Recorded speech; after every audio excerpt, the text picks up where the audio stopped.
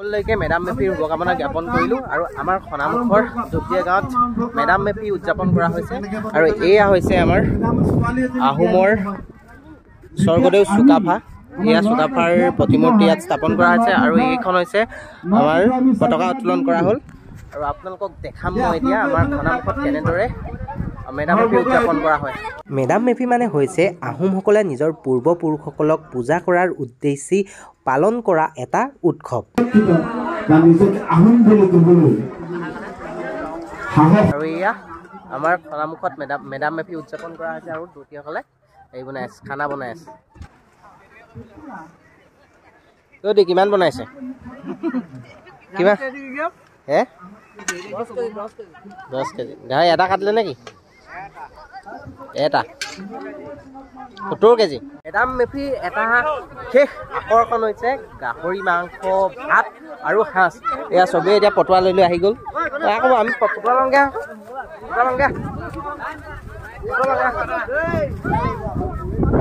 বোলে পটুৱা ল'বলৈ গৈ আছে সকলোৱে পটুৱা ল'বলৈ গাহৰি মাংসৰ ভাত খাবলৈ সকলোৱে পটুৱা ল'বলৈ উৎসাহ পৰা লাগিছে এইবোৰ লাইনত লাগি গৈছে ভাত দি দিছে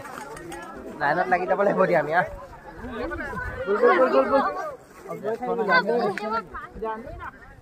ঐ ল দে তহঁতি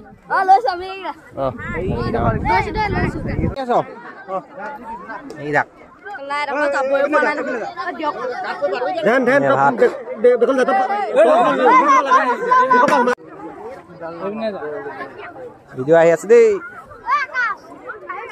আকাশ গৈছে এয়া হৈছে এয়া লৈ ললো আৰু খাব লাগিব লগাইছা লগাই আছো মজা গাহৰি সুন্দৰ এয়া খাই আছো আমি ভাত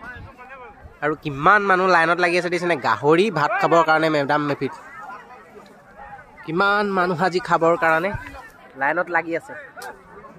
এয়া গাহৰি আৰু ভাত মেডাম মেফিত গাহৰি ভাত খাবৰ কাৰণে সকলোৱে হেতাৰ পৰা লাগিছে আৰু চাওক এয়া